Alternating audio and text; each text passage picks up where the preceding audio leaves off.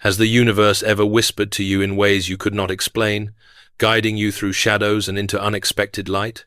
Welcome to Jungian Soul Secrets, a space where we explore the hidden language of the unconscious, the wisdom of Carl Jung, and the mysterious doorways of the soul.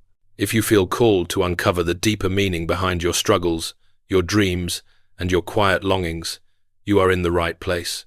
Stay with us, and if the message resonates, subscribe to the channel so you can continue walking this path of transformation with a community that sees you, hears you, and grows with you. Part Mode: Why You Get Angry and How to Break Free. There is a strange kind of strength that appears when a person no longer reacts to provocation, when anger no longer rises like fire in the chest, and when the words of others lose the power to disturb the inner state. Imagine walking into a room where insults, criticisms, and judgments are flying, yet you remain still inside, like a deep river untouched by the winds above. This is not numbness, not cold detachment, but a transformation that Carl Jung observed with both fascination and unease. He saw that a few rare individuals could stand before storms of human conflict and remain unshaken, not because they suppressed their emotions, but because they had discovered a doorway into a different way of being. We live in a world where every day offers countless triggers. A colleague dismisses your ideas, a friend arrives late again, a family member questions your choices, and strangers on the internet throw casual cruelty in your direction. Most people react without thought. Anger flares, resentment builds, defensiveness sharpens the tongue, and the cycle of conflict continues. The pain of this constant reaction is heavy. It feels as if our peace is always at the mercy of others, like fragile glass that anyone can shatter with a single careless word. Yet Jung asked a radical question. What if the disturbance does not come from the outside at all? What if every trigger is a mirror reflecting something hidden within? In his clinical practice, Jung encountered a successful businessman who seemed immune to insult and betrayal. When his wife confessed to infidelity, he did not rage or collapse. He asked 3 calm questions. Was she happy? Did she need anything from him? And did she wish to continue their marriage? His response disturbed those around him because it seemed almost supernatural. But Jung discovered that this man was not repressing pain, he was facing it. Years earlier, he had been betrayed in business, and instead of drowning in anger, he chose to ask what the betrayal revealed about his own fears and hidden desires. This act of turning the mirror inward transformed him. He realized that the greed of his partner reflected his own fear of poverty, that dishonesty mirrored his tendency to hide emotions, and that betrayal showed his own potential for selfishness. By integrating these shadow aspects, he reached a state where other people's behavior no longer defined his inner world. The shadow, as Jung described it, is the collection of traits we deny or reject in ourselves. We push them into the unconscious where they wait, shaping our reactions in secret. When someone angers us, it is often because they are carrying the very trait we cannot bear to see in ourselves. The rude coworker reflects our own insecurity about being dismissed. The controlling partner mirrors our own hidden hunger for dominance. The judgmental friend reveals our private doubts about our worth. Until we face the shadow, we are doomed to fight it in others again and again. But when we open the doorway into this unconscious territory, we discover freedom. This is the first key to never being bothered by anyone. Instead of seeing insults as attacks, we see them as teachers. Instead of letting criticism wound our sense of self, we let it illuminate the parts of us still waiting to be healed. This is not easy. It requires courage to admit that the things we despise in others live quietly within us.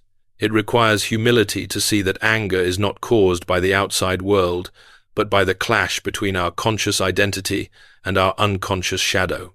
Yet once this realization takes root, something remarkable happens. We begin to pause. We begin to notice the gap between stimulus and response. Jung called this the reaction gap, the moment when words approach us like arrows through the air, but instead of piercing us, they hover. In that small space, we can choose. Do we catch the arrow and drive it into our own heart, or do we let it pass through untouched? This choice transforms life. It means that no one can truly make us angry.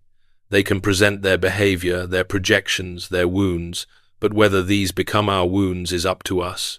We are no longer prisoners of automatic reaction. We become authors of our own responses. A woman named Sarah once told the story of how she felt consumed with anger toward a colleague who constantly interrupted her during meetings. Using Jung's approach, she asked herself what trait she judged in him most harshly. It was his need for attention. Where did she do the same? She realized that when she felt insecure, she too sought attention, often dominating conversations without noticing. What was this trigger trying to teach her? That her anger was not really about him at all, but about the part of herself that feared being unseen. With this awareness, her colleague's interruptions no longer disturbed her peace. She could see his behavior as his insecurity rather than as a personal attack. This is the power of shadow integration. It is like walking through a dark corridor with a mirror in your hand. Every figure that frightens you, every voice that mocks you, every shadow that looms is revealed to be a reflection of your own unconscious. As you hold the mirror steady, the darkness becomes less threatening. You are not fighting enemies outside, you are meeting hidden parts of yourself. Carl Jung often reminded his students that until the unconscious is made conscious, it will rule your life, and you will call it fate. The people who disturb us most are not random. They are the exact messengers our psyche sends to awaken us. Every trigger is a signal that something within asks for attention. Once you understand this, you begin to thank the people who once angered you. They become unwilling guides pointing toward your own freedom, and so the journey begins. To never be angry, to never be bothered, does not mean to be cold or indifferent. It means to see clearly. It means to recognize that the river of peace within you cannot be polluted by the storms outside unless you choose to open the gates. It means to walk through life as a mirror yourself, reflecting not the chaos of others, but the calm truth of your own being. You are not broken, you are not weak, you are becoming, and in this becoming, you discover that no one has the power to disturb your inner state unless you hand them that power. You hold the mirror now, and the universe is waiting to show you who you truly are. You are not alone, the universe mirrors your truth. Part high, the hidden pain behind your reactions. There comes a moment in every life when the weight of constant reaction becomes unbearable. You wake up already tired, your mind rehearsing arguments that never happened, your chest carrying the pressure of words you wish you had said or wish you had not said. The day unfolds with small frictions. Someone cuts you off in traffic and your pulse races. A colleague questions your competence, and you spend the afternoon replaying the scene, consumed by the injustice. At home, your partner makes a careless comment, and suddenly the evening is lost to cold silence. This is the exhausting reality that many live in without even noticing.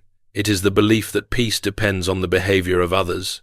It is the feeling that life is a battlefield where every look, every tone, every word has the power to wound.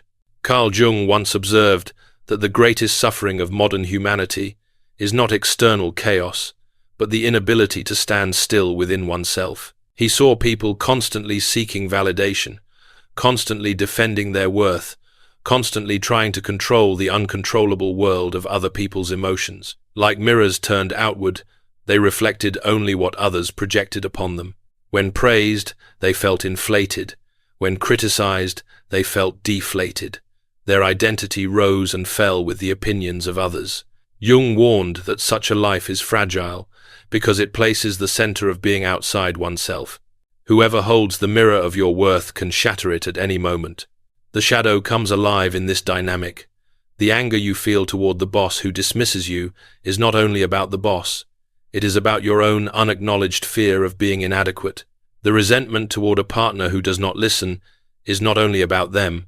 It is about the part of you that longs desperately to be heard and yet doubts your voice has value. Jung taught that the shadow is never far away. It waits at the edge of every interaction, whispering reminders of the truths you have not yet embraced. Until you turn toward it, every person in your life will seem like an enemy or a savior. To illustrate this, imagine a man named Daniel. He grew up in a household where achievement was the only language of love. As an adult, he became successful, but inside he carried an unspoken terror of failure. At work, when his manager criticized a project, Daniel exploded in anger.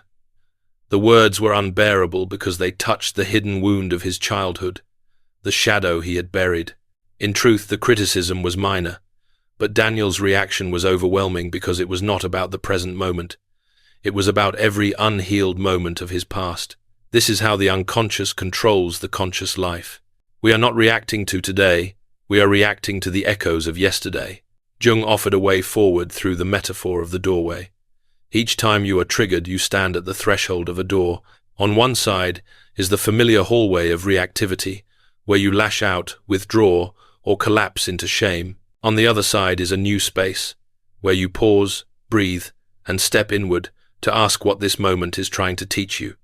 The choice is yours. Most people walk the same hallway again and again, but the doorway is always there, waiting for the courage to be opened. The key to transformation lies in claiming responsibility for your inner state. This does not mean excusing the harmful actions of others. It means recognizing that their actions only gain power if you allow them to determine your identity. Jung emphasized that individuation, the process of becoming your authentic self, begins when you withdraw your projections from others. The co-worker is not the source of your anger, the partner is not the source of your worthlessness, the stranger is not the source of your fear. They are mirrors. They show you what is hidden, but they cannot decide who you are unless you hand them that power. Once this truth is grasped, a new clarity begins to rise. It is like stepping out of a noisy marketplace into the stillness of a forest. The chatter of others remains, but it no longer echoes inside you. You begin to notice the light that filters through the trees, the way silence holds you, the way peace does not depend on anyone else's behavior. This is the elevation that Jung described when he spoke of synchronicity, the meaningful connection between inner clarity and outer events. As you become less reactive, life begins to feel more harmonious. Encounters that once triggered conflict now become opportunities for understanding. The same situations appear, but your experience of them changes because you are no longer bound to the old hallway of reaction. A simple yet powerful practice can guide you here. When someone disturbs you, instead of asking why they are doing this, ask what part of me is being revealed. When you feel anger, ask what fear lies beneath it. When you feel envy, ask what desire is unacknowledged. When you feel shame, ask what truth you are still refusing to own. These questions are not comfortable, but they are liberating. They open the doorway to transformation because they turn your gaze inward, where the real work is waiting. And in that work you discover the paradox of strength. You do not need to control others to find peace. You need only to see yourself clearly. You do not need to silence every critic. You need only to withdraw the critic from within. You do not need to win every battle. You need only to realize that the war was always inside you, and peace was always possible. Jung captured this paradox in one of his most memorable lines. He wrote that everything that irritates us about others can lead us to an understanding of ourselves. This is not a poetic phrase, it is a map. It shows us that the way out of anger and bitterness is through the mirror. Each irritation is an invitation, each conflict a classroom, each enemy a disguised teacher. So I ask you now, what situations in your life consistently disturb you? Who has the power to ruin your day with a word or a glance? What is the shadow they are reflecting back to you? Can you find the courage to face it instead of fighting them? Can you hold the mirror steady enough to see not only their flaws, but your own hidden truth? When you begin to practice this, you realize you are not alone in the struggle. Every human being carries a shadow. Every relationship carries projections. The journey toward wholeness is not only personal but collective. When you take responsibility for your reactions, you break the cycle of blame and projection that fuels conflict in families, workplaces, and societies. Your healing becomes a ripple that touches others, even if silently. By refusing to project your shadow, you create space for others to see their own. This is why Jung believed that inner work is not selfish but essential. A single person who has faced their shadow can become a source of calm for many. Like a river flowing steadily through the valley, their presence nourishes others without demanding attention. They do not need to shout their wisdom. Their stillness speaks for them. And so Part High closes with this reminder. The path to never being angry or bothered is not about denying emotion. It is about walking through the doorway of every emotion to find the truth beneath it. It is about seeing the mirror, meeting the shadow, and choosing peace again and again. You are not at the mercy of others. You are the keeper of your own inner state. You are not broken. You are not weak. You are becoming. And in that becoming, you realize a timeless truth. You are not alone. The universe mirrors your truth. Part bar facing the shadow you keep avoiding. Every human being carries within them a silent weight, a collection of unspoken fears and hidden wounds that shape their life more than they realize. These unacknowledged parts are what Carl Jung called the shadow. The shadow is not just darkness, it is the sum of everything we reject in ourselves, everything we deny, repress, or find unacceptable. Most people believe that by ignoring these parts they disappear, but in truth the opposite occurs. What is buried within us does not vanish, it waits. It waits for the right moment to rise, and when it does, it often comes disguised as the people we dislike, the conflicts that unsettle us, and the emotions we cannot control. To live unaware of the shadow is to live in constant tension. You might think you are angry because of what someone said, but beneath the surface you are angry at the reminder of a truth you have not faced.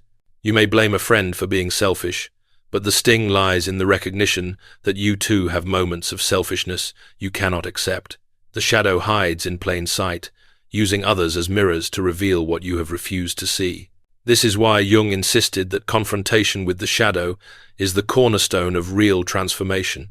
Without it, life becomes a cycle of projection, where you endlessly fight pieces of yourself in the faces of others. Consider the story of Anna, a gentle woman admired for her kindness and patience. To her colleagues she was the picture of composure, yet at home she found herself exploding at her children over small things. A spilled glass of milk, a messy room, an unfinished homework assignment would send her into storms of anger that shocked even her. She could not understand why such small triggers provoked such big reactions. When she began therapy, the truth slowly surfaced. Anna had spent her entire life suppressing her own anger. As a child, she learned that to be accepted, she had to be quiet, agreeable, and pleasing. Anger was forbidden, but anger does not disappear when buried. It grows in the shadow until it bursts out in disproportionate ways. What Anna discovered was painful but liberating. Her rage at her children was not about them at all. It was about decades of unexpressed frustration and silenced truth. This is the danger of ignoring the shadow. It does not stay hidden forever. It leaks out in unexpected ways, in harsh words, in compulsive habits, in sudden waves of depression, in relationships that repeat the same painful pattern. You might think you are escaping it, but you are only postponing the meeting. Jung compared the shadow to a figure that follows you everywhere. You may not look at it, but it is always there. The question is not whether you will meet it, but when. And when you finally turn to face it, the meeting can be terrifying. Yet within that terror lies the possibility of freedom. To face the shadow is to acknowledge the full range of your humanity. It is to admit that you are capable of anger, envy, selfishness, arrogance, fear, and cruelty. Many resist this because they want to be only good, only loving, only light. But Jung warned that the person who identifies only with light becomes fragile, because the denied darkness gathers strength in the unconscious. True wholeness requires embracing both. Just as a river flows with clear water and hidden depths, so the human soul holds both light and shadow. To deny either is to live in illusion. Transformation begins the moment you can say to yourself, yes, I too carry these traits. Yes, I too am capable of what I condemn in others.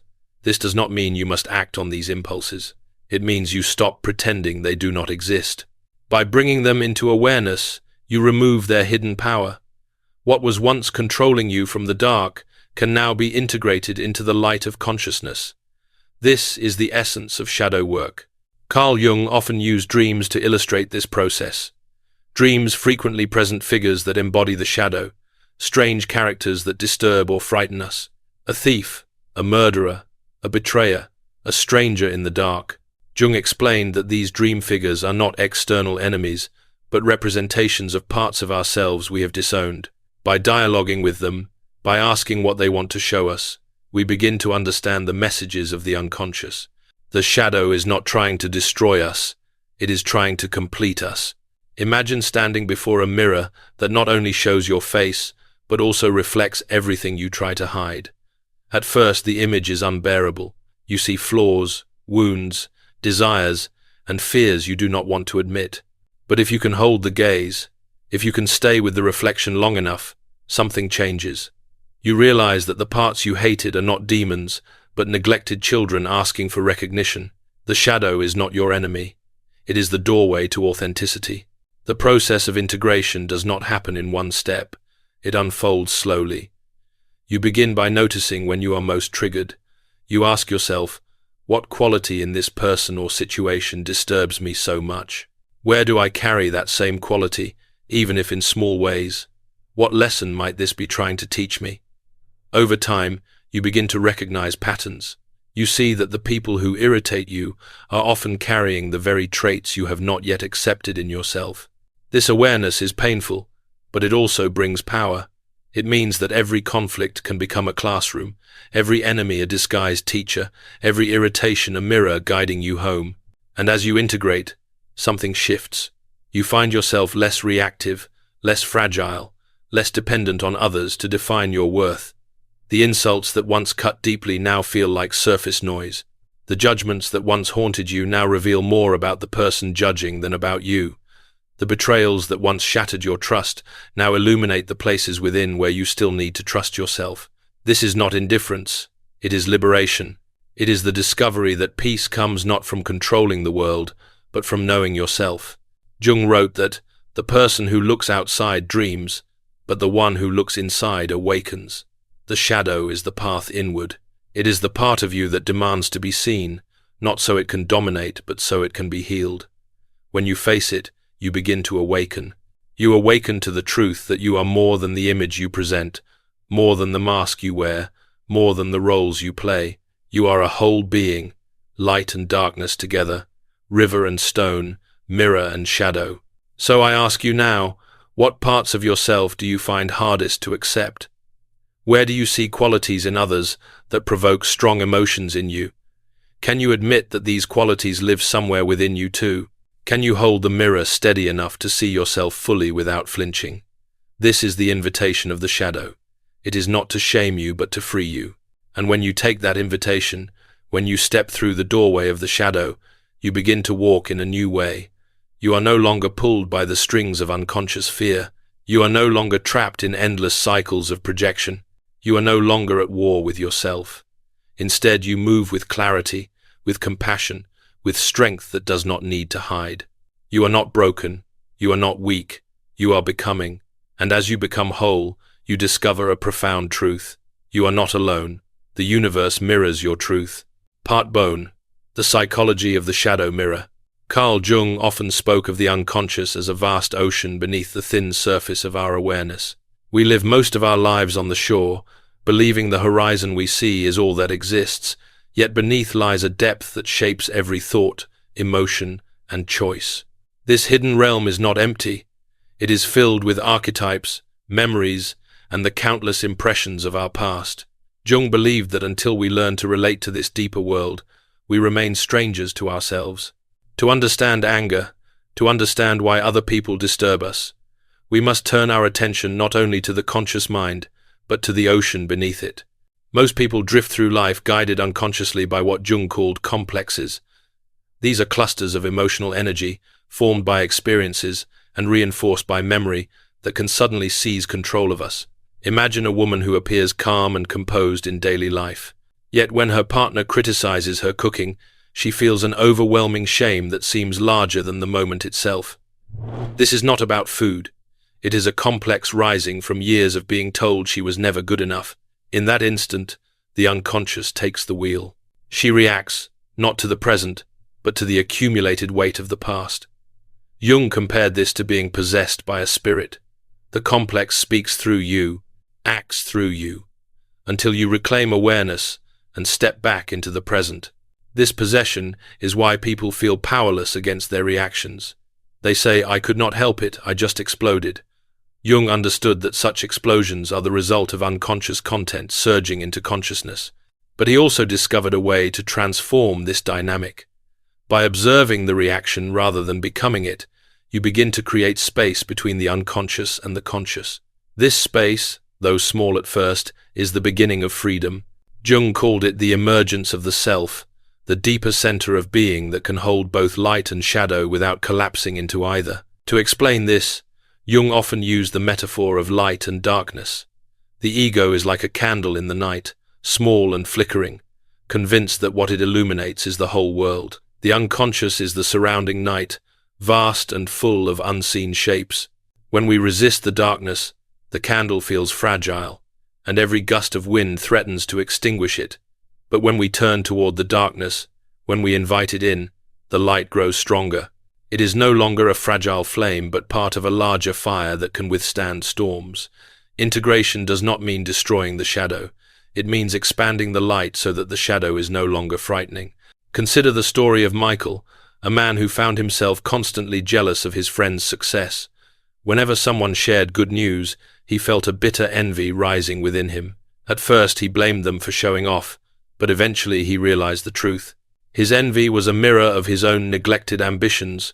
As a child, he had been discouraged from pursuing his dreams, told that success was for other people, not for him. Those messages sank deep into his unconscious. Each time he saw someone succeed, the shadow of his unfulfilled self rose to the surface. Jung would say that Michael's envy was not an enemy, but a message.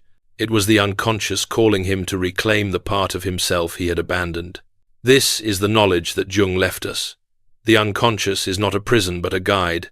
It contains everything we have pushed aside, but it also contains the seeds of our transformation.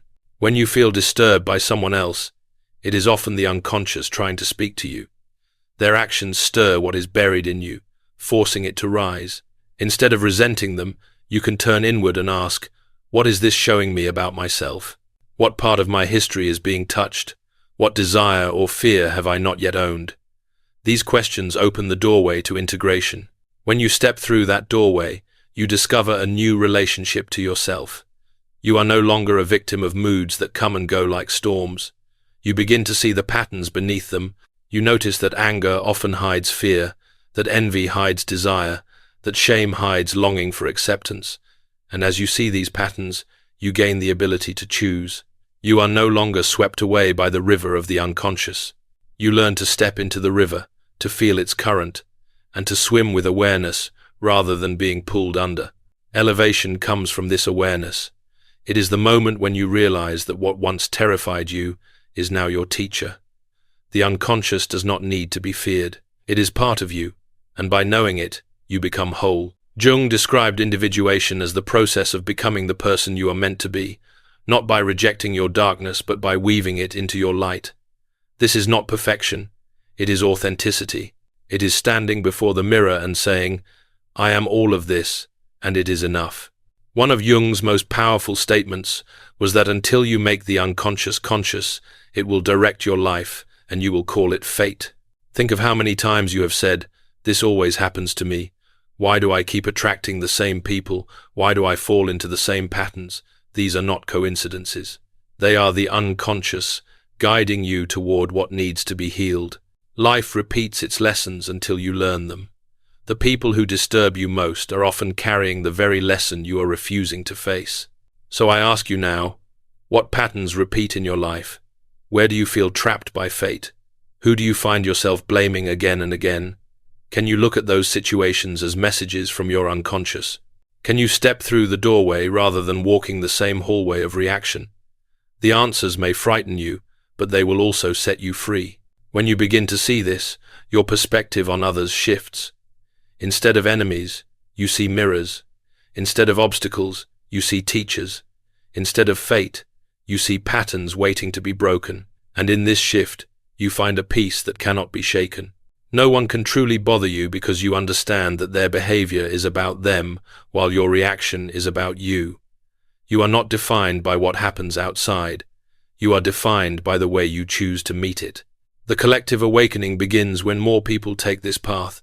Imagine families where instead of endless cycles of blame, each person pauses to reflect on their own shadow. Imagine workplaces where criticism sparks curiosity rather than conflict.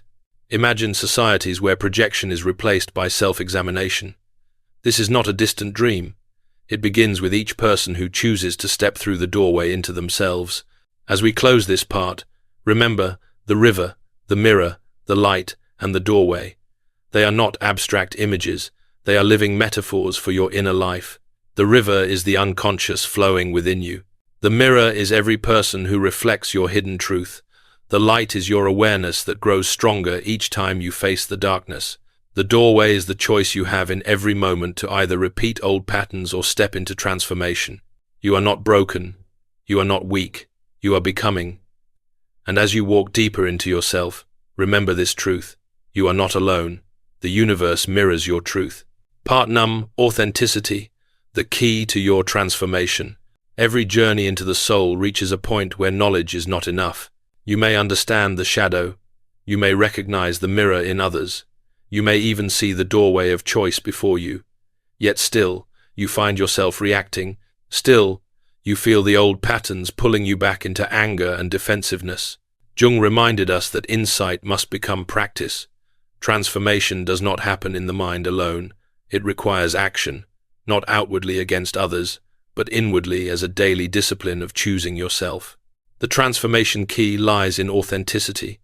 To live authentically means to stop betraying yourself in the small moments of life. How often do you say yes when your soul is whispering no? How often do you stay silent when your truth trembles on your lips? How often do you tolerate disrespect because you fear conflict more than you value your dignity? Each of these moments may seem insignificant, but together they form the foundation of inner disturbance. When you deny your truth, the shadow grows restless. When you abandon yourself, anger becomes the protest of the soul. Carl Jung believed that the most significant step in individuation is to recognize and claim your inner authority. This means no longer living as a reflection of what others expect, but as the expression of what you truly are. To do this requires courage, because authenticity is not always welcomed by the world. Many people prefer the comfortable mask, the agreeable role, the image that conforms, but the cost of wearing a mask is the slow erosion of self. Like a river dammed by stones, your life force is blocked until it either dries up or breaks free in destructive floods. Choosing authenticity removes the stones and allows the river to flow. Consider the story of Elena, a teacher admired for her dedication.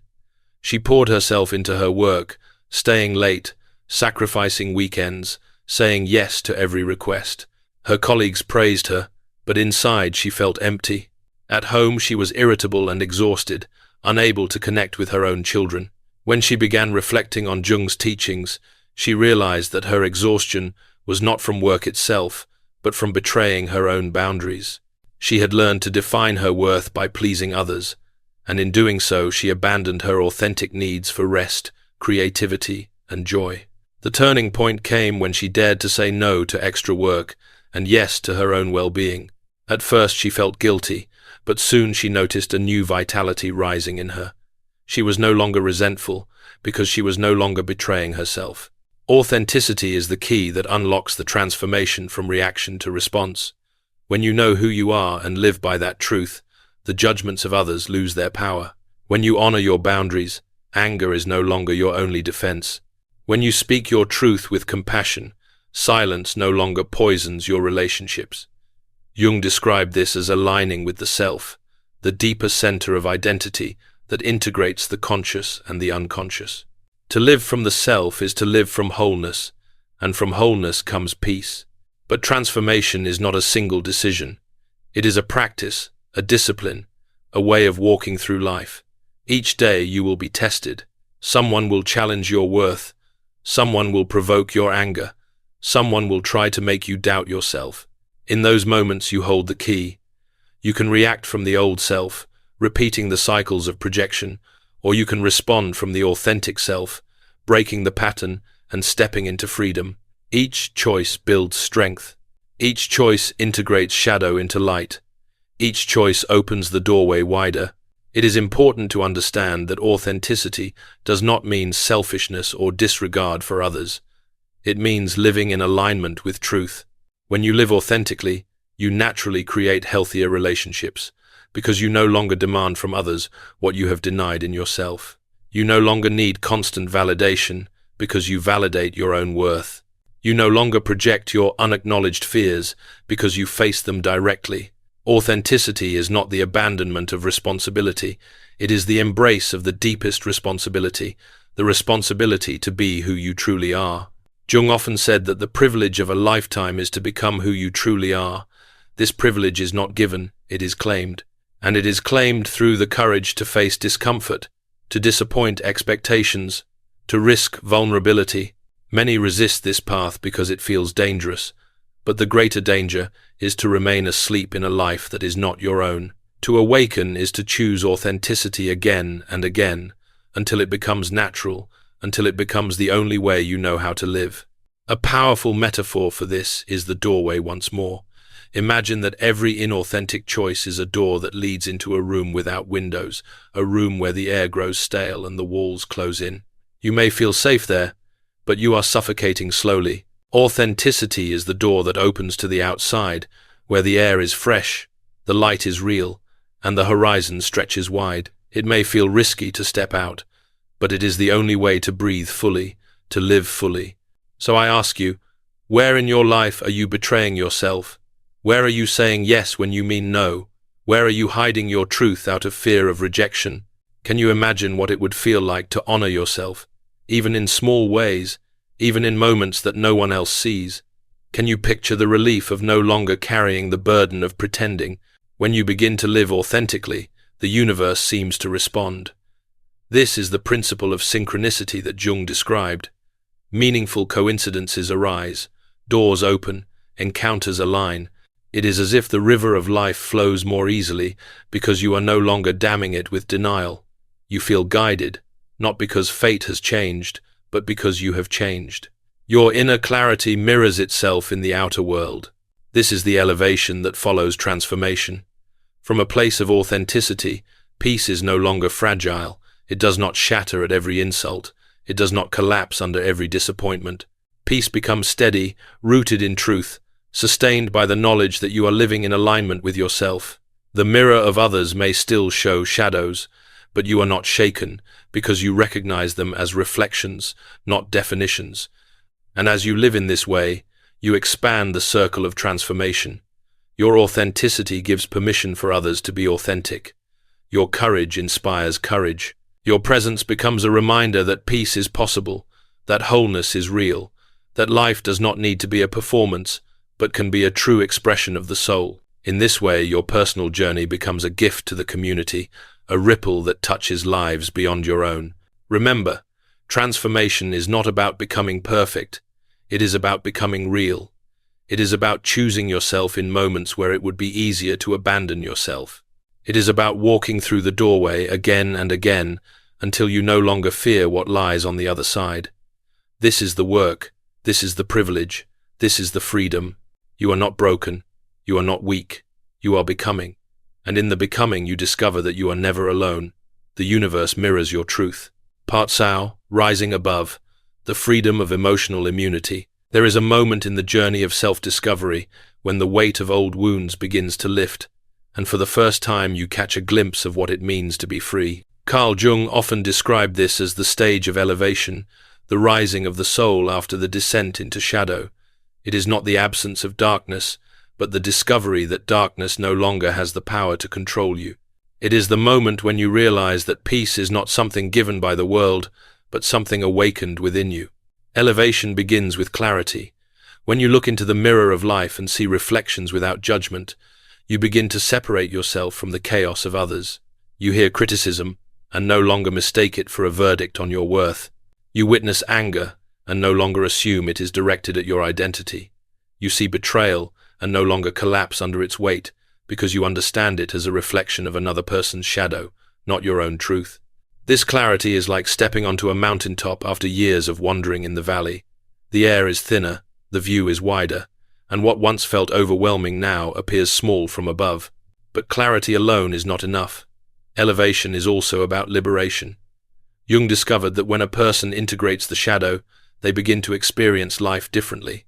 Synchronicities appear, meaningful coincidences that feel like whispers from the universe. Doors open where once there were only walls. You meet people who reflect your growth rather than your wounds.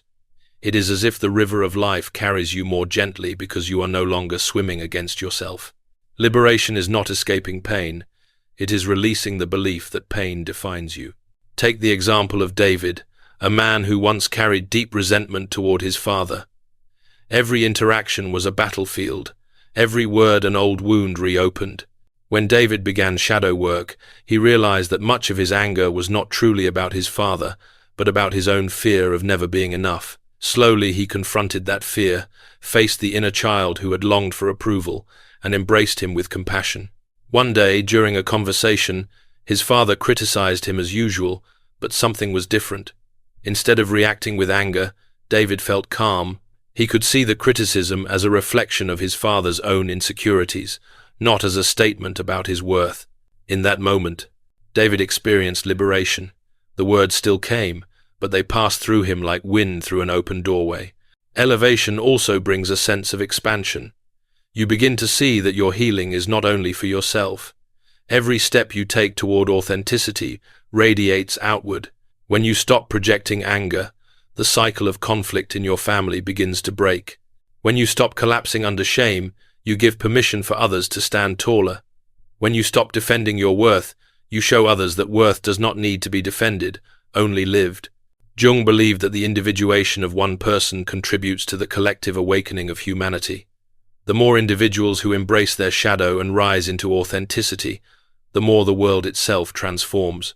This expansion can be felt like a widening circle of light. At first, the light only touches your inner world, bringing peace to your own heart. Then it begins to touch your relationships, softening conflicts, deepening connections. Eventually, it touches strangers, because your very presence carries a calmness that influences those around you. Without speaking a word, you become a mirror of peace, a reminder that another way of living is possible. Yet elevation is not about floating above life. It is about walking within it with a new strength. Challenges still come, losses still happen, pain still arises, but your relationship to them changes. Instead of drowning, you learn to float. Instead of resisting, you learn to move with the current. Instead of reacting, you learn to choose. This is not indifference. It is mastery. You have learned to dance with both light and shadow, to hold both joy and sorrow without losing your center. Jung once wrote that the most terrifying thing is to accept oneself completely. And yet when you do, fear begins to dissolve. You no longer need to hide, to perform, to prove. You no longer need to run from your own reflection. You can stand before the mirror with honesty and with love. This acceptance is the foundation of elevation. It is what allows you to rise without leaving yourself behind. So I ask you now, can you imagine a life where other people's words no longer dictate your peace? Can you imagine waking up with a calm heart, even if the world around you is restless? Can you imagine carrying within you a river of stillness that no storm can disturb? This is not a fantasy. It is the natural result of integration, the fruit of choosing authenticity again and again. Elevation is also deeply spiritual. It opens your awareness to the guidance of the universe. When you are no longer trapped in reactivity, you can hear the subtle whispers of intuition. When you are no longer clouded by fear, you can see the signs that life places before you. Jung described this as synchronicity, moments where inner transformation aligns with outer events in ways too meaningful to be dismissed as chance. These experiences remind you that you are part of something larger, that the universe itself mirrors your inner state. One evening, a woman named Clara felt lost after years of struggle. She had done shadow work, faced her wounds, and made courageous choices, but she still doubted whether she was on the right path. As she sat quietly, a song drifted through her window from a passing car. The lyrics spoke directly to her doubts, offering reassurance that she was exactly where she needed to be. Clara wept, not because of the song itself, but because of the timing. In that moment, she felt the universe speaking to her, reflecting her journey back to her in a language of synchronicity. Elevation brings such moments, when the boundary between inner and outer dissolves, and you feel guided, supported, and seen. The danger at this stage is to believe that elevation means the end of struggle. Jung warned against the illusion of perfection. Life will always contain both light and shadow. The difference is that now you are not afraid of either. You can face darkness without collapsing and embrace light without clinging. You understand that wholeness is not about eliminating shadow, but about integrating it. In this way, elevation is not an escape, but a deeper engagement with life, one that allows you to walk with courage, humility, and peace. And so we return to the recurring metaphors. The mirror still shows you both your beauty and your wounds. The river still flows with both calm and turbulence. The doorway still offers you a choice in every moment. The light still meets the darkness, and together they create the fullness of your existence. Elevation is the moment you realize you no longer need to fear these metaphors. You can live them. You can carry the mirror without shame, walk beside the river without fear, open the doorway without hesitation, and hold both light and darkness with love. You are not broken, you are not weak, you are becoming, and in your becoming, you rise into a state where peace is steady, love is possible, and the universe itself walks with you. You are not alone. The universe mirrors your truth. Part B, the golden truth about your worth. When the soul begins to taste the freedom of elevation, a new hunger often emerges. It is not simply the desire for peace or clarity, but the longing for a wisdom that can guide every step. At this stage, Carl Jung would often point to the importance of anchoring your journey in timeless truths, what he called the symbols of the self. Among these truths lies one that shines brighter than the rest, the recognition that your worth is not defined by what you achieve, by how others see you, or by the roles you play. Your worth is inherent, untouched, and unshaken. When this realization moves from an idea in the mind to an experience in the heart, the whole structure of your life begins to change. Think of the mirror once more. All your life it has shown you reflections colored by others. A parent's disappointment, a teacher's criticism, a friend's judgment, a stranger's indifference. You look and believe the reflection is who you are. But what happens when you set down the mirror of others and turn toward the mirror of the soul? For the first time you see a truth untainted by expectation. You see that your existence itself carries dignity. You see that your breath, your presence, your being is enough. This is the golden realization that elevates the journey into a higher dimension. Jung often quoted ancient wisdom to remind his students of this truth. He would point to alchemical texts, to myths, to sacred stories that all carried the same message. That within every human being is a spark of the divine, a light that cannot be extinguished no matter how deep the darkness. When you finally grasp this, you stop bargaining for worth. You stop chasing approval like a thirsty traveler chasing a mirage. You no longer beg the world to validate what the universe has already declared. You are valuable because you are. This golden quote is not a phrase to repeat, but a truth to embody. Let us ground this truth in a simple story. A young man named Peter spent his life trying to please everyone around him. He excelled in school because he thought good grades would win his parents' love. He dressed and spoke to fit in because he thought conformity would win his friends' respect.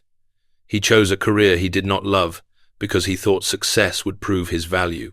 Yet no matter what he achieved, he felt a gnawing emptiness.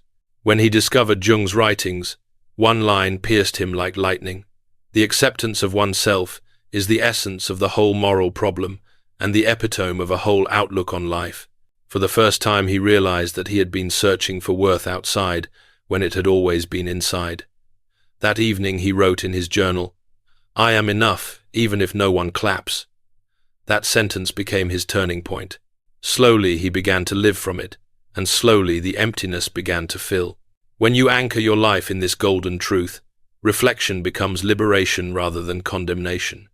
The criticisms of others no longer cut you because they are no longer the measure of your being.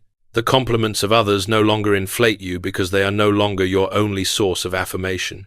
You begin to meet both praise and blame with equanimity because you know they touch only the surface, never the essence. Jung said that true freedom is the ability to be independent of the opinion of others. This independence is not arrogance, it is humility of the deepest kind, because it is rooted in reality. At this stage, you may find yourself asking new questions. If my worth is already whole, how do I want to live? If I no longer need to prove myself, what do I want to create? If I am not a reflection of others but a reflection of my own soul, what path do I choose? These questions are not burdens. They are invitations to live authentically, not from fear but from possibility. As this realization deepens, it begins to ripple outward. Your relationships change. When you no longer demand others to prove your worth, you stop manipulating and controlling. Love becomes freer because it is no longer a bargain. Friendship becomes deeper because it is no longer a stage. Work becomes more meaningful because it is no longer only about recognition, but about contribution. This is how the golden truth transforms not just the self, but the community. By resting in your inherent worth, you create space for others to rest in theirs. Carl Jung believed that when individuals awaken to this truth, a collective shift begins. Societies built on competition and comparison slowly give way to communities built on authenticity and cooperation. Families fractured by unspoken wounds begin to heal when one person chooses to anchor in self-acceptance rather than projection. Even in workplaces, the presence of one individual who carries this calm assurance can transform the atmosphere of an entire team. This is the ripple effect of awakening. The river metaphor speaks here with power. When you live unaware of your inherent worth, you are like a river constantly diverted, dammed, and polluted by the demands of others. But when you embrace the golden truth, you become like a river flowing freely toward the sea, steady and unstoppable. Others may throw stones, but the river simply carries them, polishing them smooth. Others may try to redirect you, but the current is too strong to be contained. This is the strength of a soul anchored in self-worth. I invite you to reflect now. Where in your life are you still bargaining for worth? Who do you still hope will validate you? What roles do you play that silence your authentic voice? Can you begin to release the need for external approval and trust the truth within? Can you look into the mirror of your own soul and say without hesitation, I am enough? When you can say those words with conviction, you begin to live in a new way. The storms of criticism cannot sink you. The absence of applause cannot starve you. You stand rooted, grounded, and free. You do not become detached from life. On the contrary, you engage with it more fully, because you no longer fear losing yourself in it. You can love without chains, work without desperation, speak without masks. This is the golden life that emerges when the golden truth is lived. And so this part closes with the reminder that your journey does not require perfection but presence. It does not require becoming someone else, but remembering who you already are. Every mirror, every river, every doorway, every shadow leads you back to the same place. To the truth that your worth is not a prize to be won, but a reality to be embraced. You are not broken. You are not weak. You are becoming. And in that becoming, you discover the most liberating truth of all. You are not alone. The universe mirrors your truth. Part Tam, reflection, the doorway to self-awareness. There comes a point in the journey when the wisdom you have gathered demands to be lived, not just understood. You have faced your shadow. You have stepped through doorways of choice. You have touched the river of the unconscious and risen into clarity. Yet the work is not complete until it becomes action in your daily life. Carl Jung often reminded his students that knowledge remains powerless until it is embodied. Reflection is the bridge between knowing and living. Without reflection, insight fades like a dream upon waking. With reflection, every moment becomes an opportunity for transformation. Reflection begins with questions, not answers. The soul grows not by memorizing truths, but by asking the right questions and daring to listen deeply. When you pause and look into the mirror of your own experience, you discover that the answers were always within you. Jung said that who looks outside dreams, but who looks inside awakens. Reflection is the art of looking inside, of standing before the mirror of the soul without turning away. It is not always comfortable, but it is always necessary. Consider a woman named Laura who had spent years in conflict with her sister. Every conversation turned into an argument, every family gathering into a battlefield. She blamed her sister for being stubborn, controlling, and dismissive.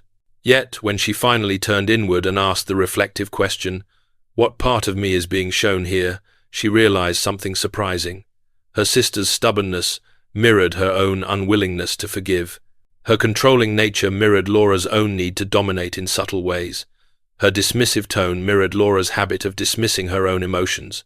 Through reflection, Laura saw that her sister was not only a source of pain, but also a mirror of her unhealed self. With that awareness, the conflict began to soften, not because her sister changed, but because Laura changed. Reflection requires honesty. It asks you to admit the truths you would rather hide. It asks you to acknowledge the fears, the desires, and the wounds that shape your reactions. It is easier to blame others, easier to build walls of righteousness, but those walls keep you imprisoned. Reflection is the courage to lower the walls and step into the open field of self-awareness. When you do, you begin to see patterns you never noticed before. You begin to recognize that the same lessons repeat until you learn them, that the same shadows return until you integrate them. Jung described reflection as the meeting place between the conscious and the unconscious. It is like a doorway where two worlds touch. On one side is your everyday awareness, with its routines, responsibilities, and roles. On the other side is the vast realm of memory, instinct, and hidden truth. Reflection allows these two to meet.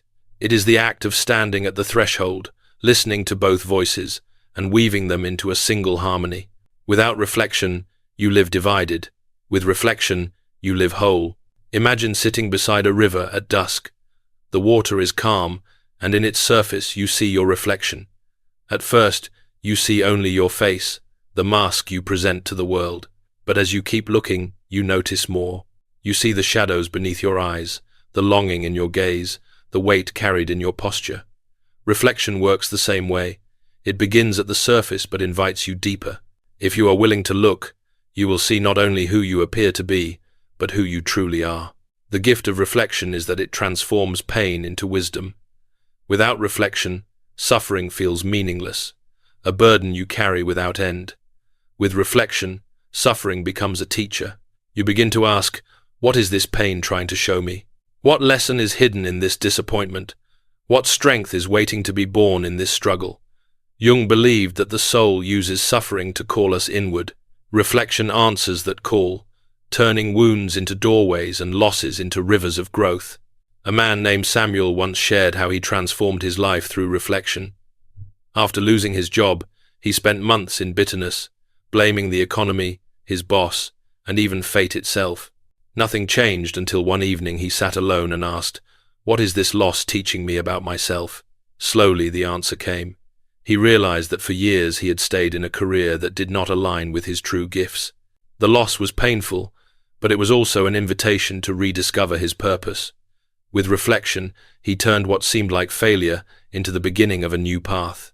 Reflection also invites humility.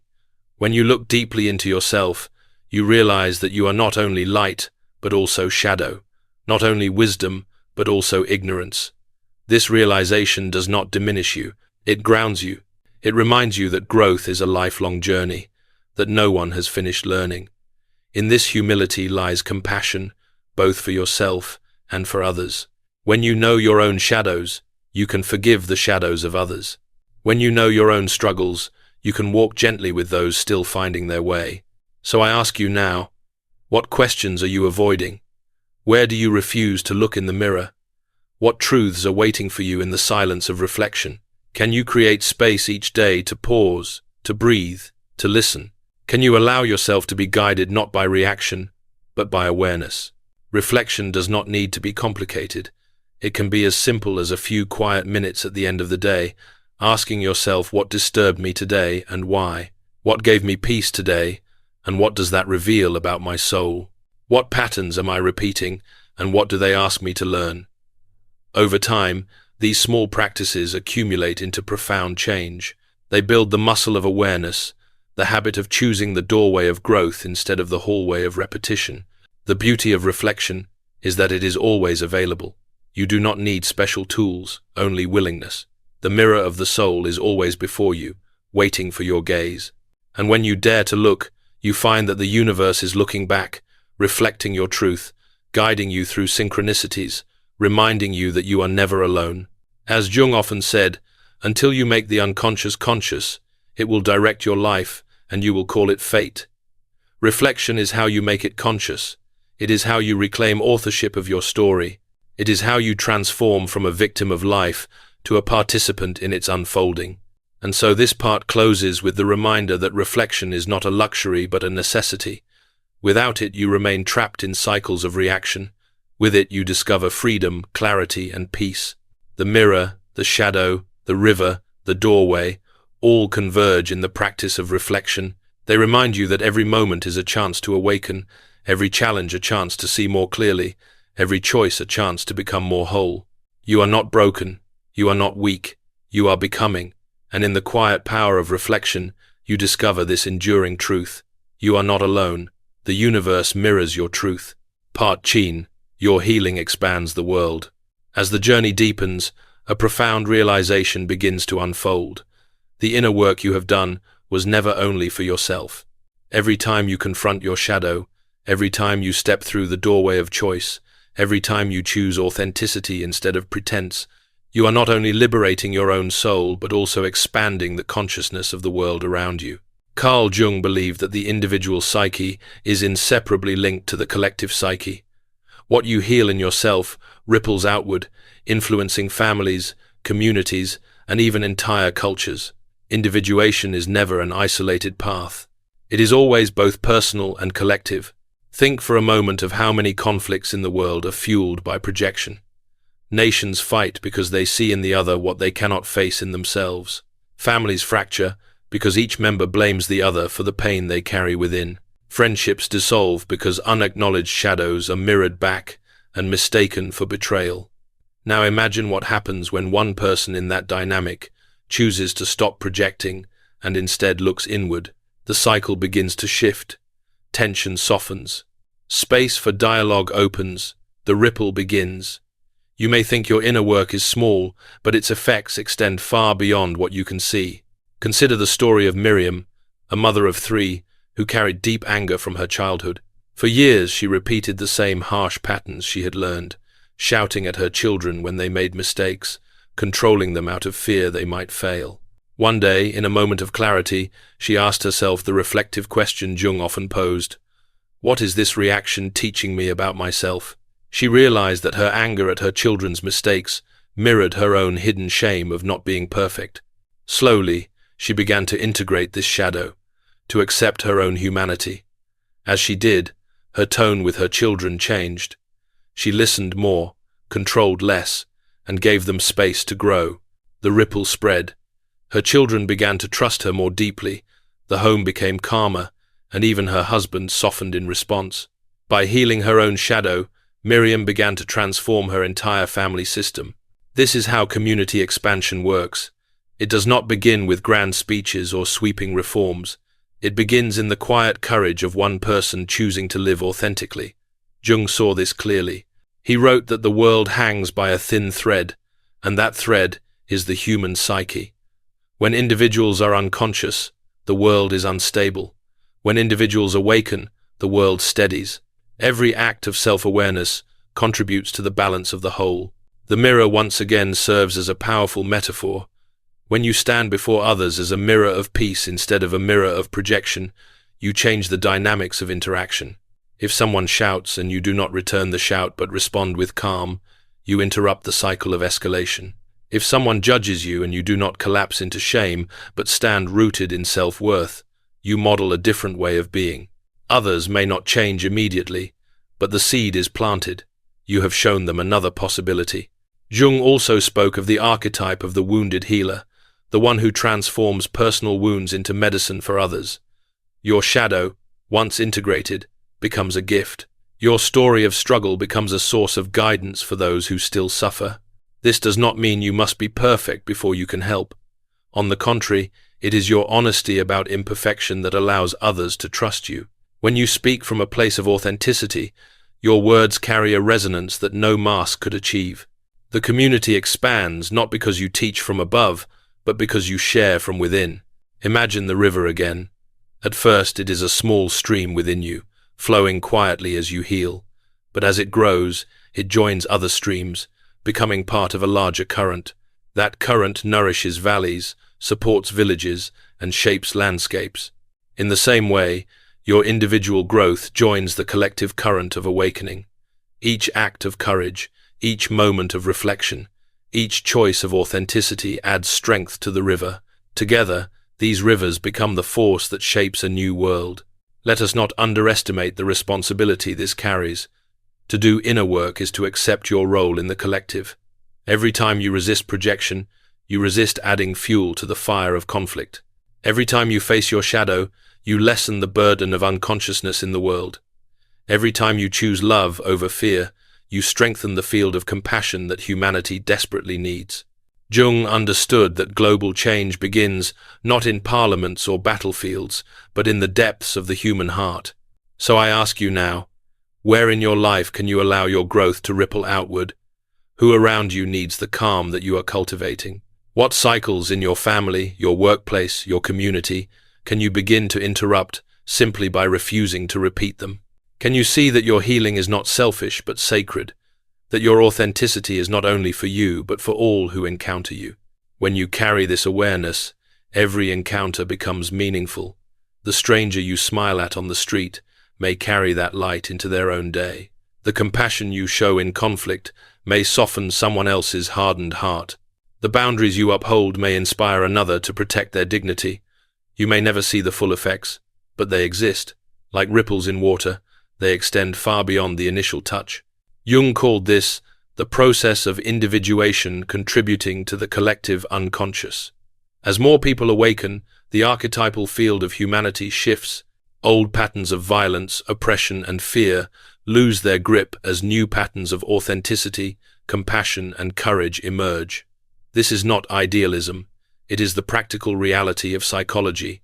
What is healed in one psyche reduces the weight of darkness in the whole. Elevation, therefore, moves naturally into expansion. The personal becomes communal. The inner becomes outer. The private becomes universal. You do not need to carry the world on your shoulders, but you must recognize that your shoulders are part of the body of humanity. By standing strong in yourself, you strengthen the whole. By embracing your shadow, you make it easier for others to embrace theirs. By living authentically, you remind others that they too have permission to be real. And so the journey widens. From shadow to self, from self to community, from community to humanity. The mirror no longer reflects only you, but the world. The river no longer flows only through your heart, but through generations. The doorway no longer opens only for your freedom, but for the freedom of others. The light no longer illuminates only your path, but shines into the collective night. You are not broken. You are not weak. You are becoming. And as you become part of something greater. You discover that your inner work is the world's work.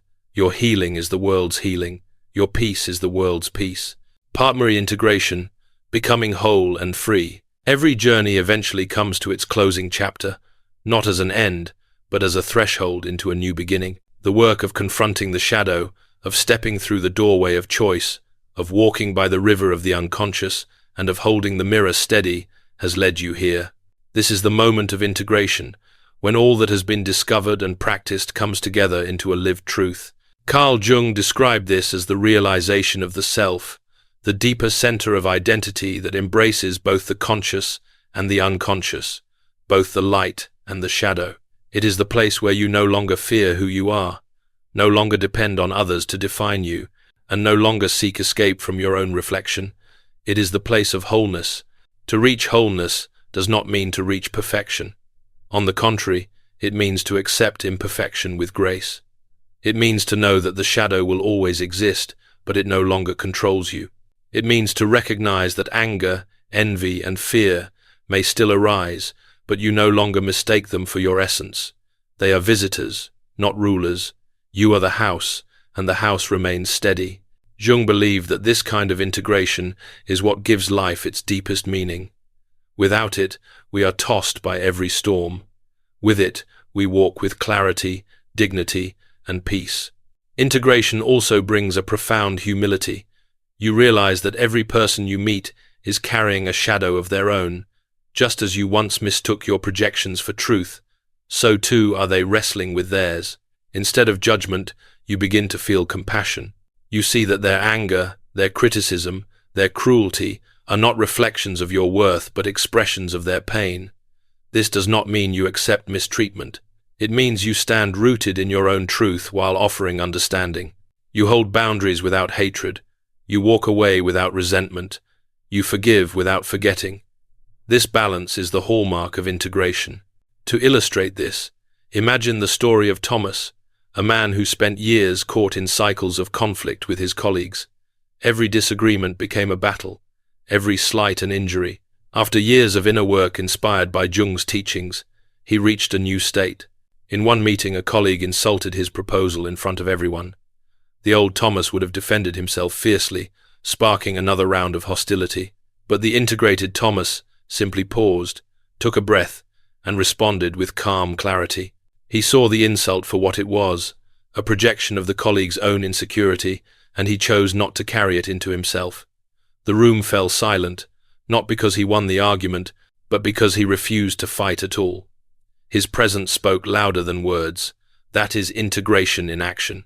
At this stage, life itself becomes the practice. You do not need elaborate rituals or constant reminders, because authenticity flows naturally. You live from your center. You choose peace without effort. You listen without fear. You speak without masks. You act without the constant weight of self-doubt. It does not mean you never stumble, but when you do, you return quickly to your truth. Like a river that may hit rocks but keeps flowing, you continue forward with strength and grace. Jung often emphasized that individuation is both deeply personal and deeply universal.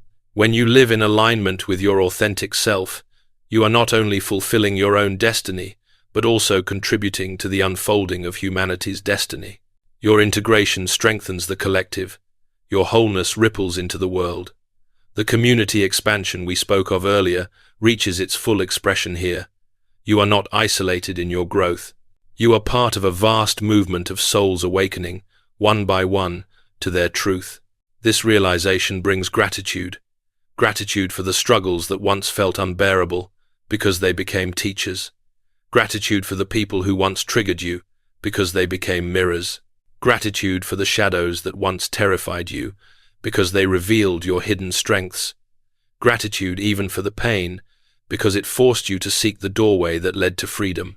Gratitude is the natural language of integration, because you finally see the perfection in the imperfection, the light hidden in the darkness, the order within the chaos. So I ask you now, can you look back on your journey with gratitude? Can you honor the younger self who stumbled in confusion, the fearful self who avoided the mirror, the angry self who projected shadows? Can you see them not as failures, but as necessary steps on the path to wholeness? Can you bless them for leading you here? Integration also calls you to share your truth, not by preaching or imposing, but by living as an example. The world does not need more lectures about peace. It needs people who embody peace. The world does not need more theories of authenticity. It needs people who dare to live authentically. The world does not need more words about love. It needs hearts that love without fear. When you live your truth, you become a quiet invitation for others to find theirs. Without forcing, without controlling, you expand the circle of awakening simply by being. The mirror, the river, the doorway, and the light all remain with you. They are not tools to be discarded, but companions on the path. The mirror will always reflect new aspects of yourself, reminding you to stay honest. The river will always flow with new currents of the unconscious, reminding you to stay humble. The doorway will always present new choices, reminding you that freedom is lived moment by moment. The light will always meet the darkness, reminding you that wholeness is found not in avoidance, but in embrace. Together, they form the symbols of your journey, guiding you into the future.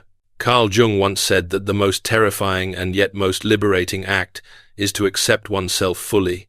You have walked through fear to reach that acceptance. You have faced shadows, embraced truth, chosen authenticity, and risen into peace. This does not make you invincible in the eyes of the world. It makes you invincible in the eyes of your own soul. No one can take this away from you, because it is not dependent on approval, circumstance, or outcome. It is who you are. And now, as we close this chapter, remember the signature truth that has echoed through every part of this journey. You are not broken. You are not weak. You are becoming. And as you continue to become, you will see that you were never alone. The universe has always been beside you, reflecting your truth, guiding your steps, and reminding you of the strength that lives within. You are not alone. The universe mirrors your truth. At the end of this long journey, what matters most is not the theories you have heard or the metaphors we have explored, but the truth that has quietly taken root inside you. You have seen that the shadow is not an enemy but a teacher, that the mirror of others is not a curse but a guide, that the river of the unconscious is not a threat but a source of wisdom, and that every doorway you face is an invitation to grow. To walk this path is to reclaim your humanity in its fullness, to honor both your light and your darkness, and to live from a place of authenticity that no storm can shatter. The true gift of Jung's psychology is not only self-knowledge but also compassion. When you begin to accept yourself, you also begin to accept others. When you stop projecting your pain, you give others space to heal their own. When you live with authenticity, you remind others that they too can live honestly and freely. This is how personal awakening becomes collective healing. This is how inner work becomes a contribution to the world. So carry these insights with you not as abstract ideas, but as living truths. Let them shape how you see yourself, how you respond to others, and how you walk through the world. And remember, you do not walk alone. Every step you take toward wholeness is accompanied by countless others who are also awakening, also seeking, also learning to hold both shadow and light. If this journey has touched something in you, I invite you to stay connected with us here at Jungian Soul Secrets. Subscribe to the channel, share these reflections with those who might need them, and become part of a community that values depth, truth, and transformation. Together we can continue to explore the mysteries of the soul, to listen for the whispers of the unconscious, and to live in alignment with the authentic self. You are not broken, you are not weak, you are becoming, and the universe, in its infinite wisdom, will always mirror your truth.